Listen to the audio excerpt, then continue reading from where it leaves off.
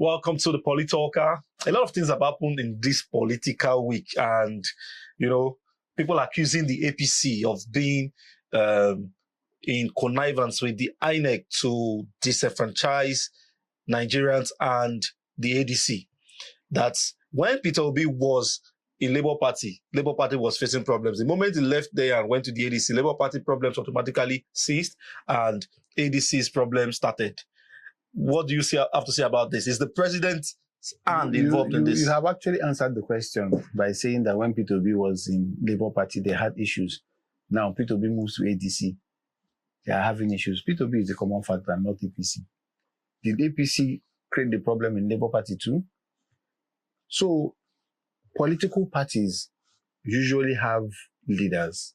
And any party where you don't have strong leaders, where you don't have leaders who are like father figures, there will definitely be a problem. What you're seeing happening in ADC is not caused by anybody. The problem in ADC is that ADC is top heavy. ADC is a party. Too many heavyweights? Yes. It's not a proper party. It's a party of no ideology. These are men that just rallied round and they have bought a party. They have hijacked the leadership of ADC, and there are so many of them at the top. And that's majorly why they're having problems, because they all have interests, which they have not come out publicly to let us know. They are pretending like they are together, but they are not together. Each one of their leader would like to be the president. Atiku wants to be the president. Rotimi Amechi wants to be the president. Now Peter Obi is coming with Kwankwan, so they want the same ticket. And so many other people. So their problem is not caused by APC. Forget what they are doing. Well, they've started cheap campaign. That's what I call it. They've started campaigning, but in a very cheap way. Sensationalism will not sell anybody. What they have done is that they have found a space online, on social media, and they think that will win elections. Social media will not win elections. Social media can only create awareness, but it will not win elections. So what they are doing is that they are creating awareness, and the awareness is negative. Okay, so you mean this protest currently going on in Abuja, where the ADC chieftains are protesting against so-called one-party states? You mean everything is just aroused? It's funny how you have party leaders coming out for the protest. You have all the big wigs, all the top players in ADC coming out for protest. And I ask, what, before now, have they ever come out for any protest? We've had so many issues in Nigeria, from killings up north, and so many things happening in Nigeria that everybody, federal government, is trying to deal with. Have they ever come out to come and protest? Have they ever come out to join the masses to say, no, we don't want this again? Have they ever gone up north to Maiduguri, to Zamfara, where we have these killings going on in the deserts? Have they ever gone there to confront Boko Haram? Have they ever come out to say anything meaningful? Why are they coming out to protest in front of the INEC office? It shows you that there's still hidden interest in what they are doing. And gullible Nigerians, if I may say so, are the ones being used. They don't understand. You see, I saw the video of all the people that came out to protest, and I saw the ones that have been paid. I saw the influencers. All the influencers there are paid. Then I saw the leaders of the so-called ADC that have come out to start their campaign. They want to put themselves out for Nigerians to see and think that there's anything they want to do for Nigeria. There's nothing they want to do for Nigeria. What they have come out to do is to fight for whatever interest they have. We have not, and I keep asking, who are the leaders of ADC? These are people that have been in government for 8 years, 4 years, some for more than 12 years. What did they achieve? Atiku was vice president for 8 years. What did he achieve? Rather than selling off everything that belonged to Nigeria to himself and his friends. Rotimi Amechi did 8 years in Rivers State. What did he achieve? Before he did 8 years as governor, he was the speaker. Before that, I think he was also in local government or something. He's been in government for over 16 years. What has he achieved? Can you go to Rivers State today and show me one institution that Rotimi Amechi built that is thriving, or show me anything? The next man after Rotimi Amechi in Rivers State made Rotimi look like a joke. So when they come out and they gather people and they bring out people and they are pretending as if they are fighting for Nigerians, I look around and I keep coming here to come and tell fellow Nigerians that, listen, this is a major distraction. This is not what we need. Going in front of INEC to go and put up a protest, it means nothing. We have seen protests. This is not the first. I have put up a protest in front of INEC before. When I ran for governorship in Anambra State, I did so. We mobilize people, we pay them, they come, you mobilize the press and everybody gathers there and you say whatever you want to say and you go away. It's sensationalism. It's a joke. Nigerians need to look beyond that. Nigerians need to look at what is happening in Nigeria. We don't need this distraction. We're already on a path. Listen, our president is doing his best to make this country move. This country has been set back for so many years, and we're just coming out from the brink of that destruction, almost. Yeah. And now we're beginning to see light at the end of the tunnel. What we need to do is give him his support. He's going to complete his 8 years and put the right people in governance. These old men coming out, old legs, tired legs coming out again. It's very common. We see it all the time. Whenever you have people who have decided that it's their turn or time to take over governance, they form an opposition and they start saying all things. Now, one question I want to ask is that when these men gather, do they come up with any manifesto? No. What they just keep singing. We're yet to see that. They have no manifesto. None of them. We have not seen any manifesto by any of them. Come and tell us what you're going to do differently. I said it before that there's nothing anybody has said that they will do as president in the last 8 years that Asiwaju Bola Ahmed Tinubu is not doing. We are yet to see some of them fully manifest, you understand? But he has started everything. Everything he said he will do, he's doing already. But because of the years of decadence and everything that has happened in the country, it will not happen overnight. It will take a while. So now 2027 is around the corner and these men have rallied round again. Look at even their structure. They are using a party that was in existence before. They just hijacked the party. I don't know the deal and the agreement they had with the party, but their paperwork wasn't properly could that be why they are one of the reasons why they are That's the problem. That's what INEC is looking through. And it's very common. Whenever it's time for election, INEC will start perusing and looking at every party, every structure to be sure that they are what they should be. And if you are sure of what you have done, wait for INEC to finish what they are doing, and you present your documents and you scale and continue. Why are you suddenly turning it into a you and I struggle? Why are they turning everything into being against the government, being against Bola Ahmed? Yeah, you asked the question, why are the leaders of the ADC, why they have never protested before? And I feel one of the reasons why they have not protested before is that maybe they are waiting for this government to just get out of the way. And so when they get into power, they will do the right things that they feel they can do. So they should have waited till 2031 now, if they're waiting for the government to go. No, they're not waiting for the government to go. What they have done is that it is time for election again, and they have ganged up again. Rotimi Amechi was in the previous government as what? Transport minister. Please, what did he achieve as transport minister? What did he achieve? What did he achieve? Atiku, vice president, 8 years. What did he achieve? He was the one that privatized everything that belongs to Nigeria to himself and his friends. What have they done? What can we hold on to and say, okay, this is this man's CV. So for this reason, we want to bring you in. You understand? Yeah. My brother from the southeast is jumping from one party to the other. Listen, let me tell you. Yes, for him to even join this alliance, for him to even join this ADC, shows that he's not serious. Of all people to join, look at the people he has joined. Malami, Atiku. Well, are there other options? I mean, he ran solo the last time, and one of the things he should have continued solo. One of these people no, he did not run solo.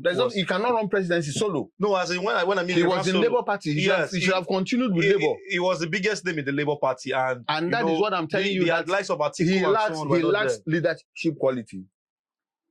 He's a good man. You can say he has whatever it takes to run an administrative structure, but he lacks leadership qualities. And that is the only thing that will make a man get into a party and keep moving. When you lack leadership quality, we will see it. And it shows in everything. I keep asking, as a politician of repute, for how many years you've been in politics, you've been a governor, show me people that you have trained.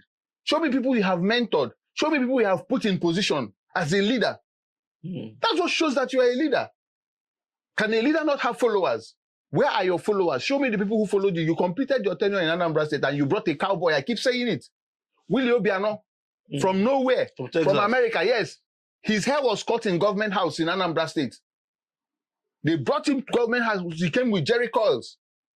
They brought a barber to come and cut his hair in government house before he was presented. So you're saying that P.O.B. brought in someone that doesn't know nothing. What about the people who worked with you? Who did you groom? Nobody. So you cannot be an angel in an evil land. It's not possible. You did not groom anybody for how many years? Then you brought somebody, total stranger, to come and run.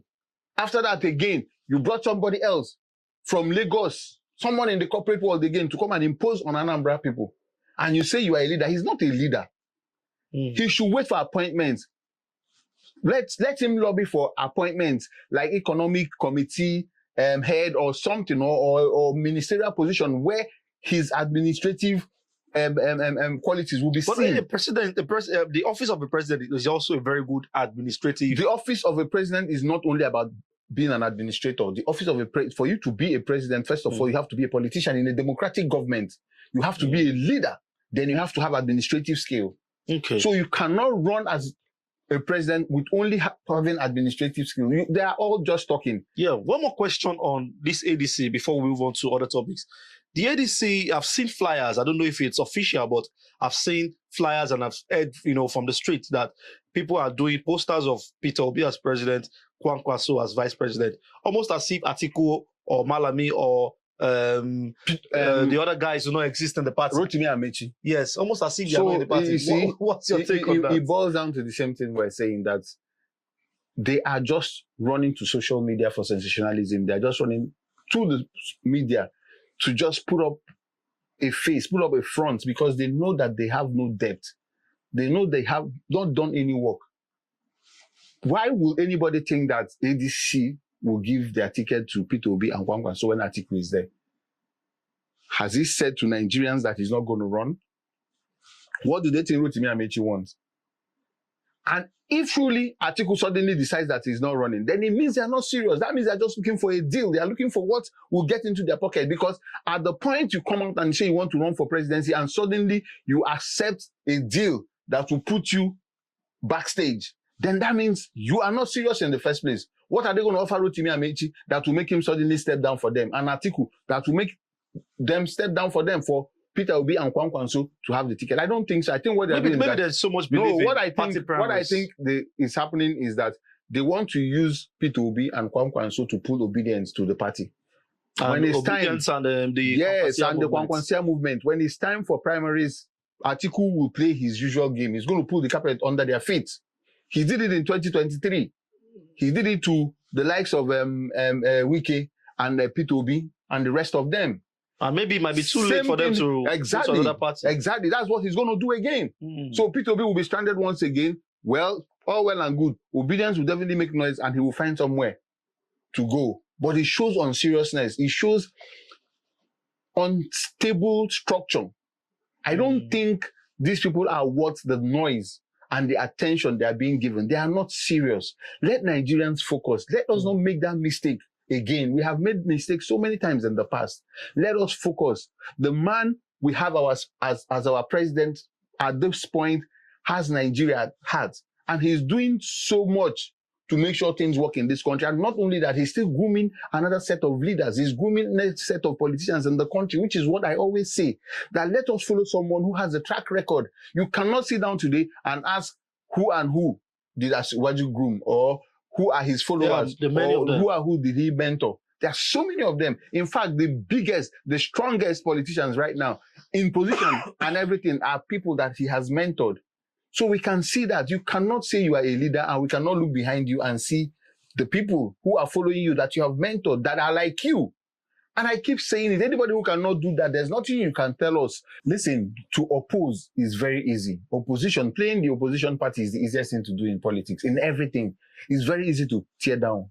So all they are doing is just looking at the presidency, looking at APC, and shooting down any idea, any move made by APC. It is very easy to do that. Now, what I ask is, before you tell me that what I'm doing is wrong, you show me the right thing. So what are they saying that they will do differently? Let's hear them. Can they please come out? Can Atiku come out and tell us what he's going to do differently from what he did 8 years in government and now that he wants to come in? Can we hear the same thing from Rotimi Amechi? Can we hear from Peter Rotimi Amechi as transport minister 8 years? What did he do? So let them stop coming out and making Bola Ahmed Tinubu their topic and their target. It is very easy. Even a 5-year-old child can do that. As we're sitting in this studio now, we can decide to start shooting down this government and it will become very easy. All you need to do is wake up every morning and look at what the president is doing or whatever he's saying and speak against it. And look for faults in there, yeah. And so the assignment is for the ADC. Let's hear your manifesto, either as a party or as, individuals. And that takes me to this point where I think Aisha Yusuf, this is not, let's say, this is confirmed. Aisha Yusuf said that Peter Obi told her, and he has been saying it even before 2023, that he's going to be a one-term president. I don't know if it's one of those things that he usually says. What do you have to say about our constitution gives everybody the right to go for 2 terms as a president. Yeah. For a man to come out and say that he wants to be a one-term president, it gives me cause to worry. First of all, what it means is that you're not going to be accountable to anybody.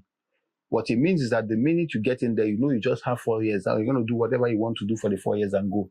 One of the things we've enjoyed in this country is that because presidents know that they will be re-elected, it keeps them in check for the first 4 years. Now, a man who says that he's coming in and he's going to do only 4 years, let me tell you, nobody can solve Nigeria's problem in 4 years. Nobody. Because our problem is not simple. Our problem is not just the economy. If it was just the economy, you'd be able to solve it. But our problem goes beyond economy.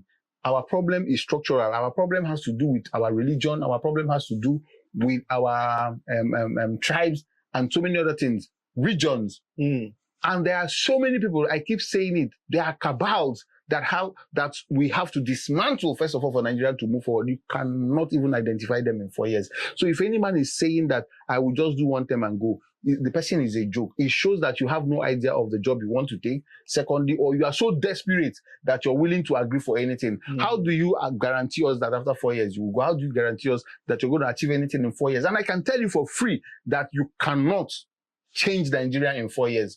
Anybody who understands the dynamics of government, anybody who understands what we're having, in 4 years, even Senate alone will not be able to approve all your requests. You need them to approve, yes. So it is not easy. And for him to agree ab initio that he's just going to do 1 term and go, it is questionable. Very questionable.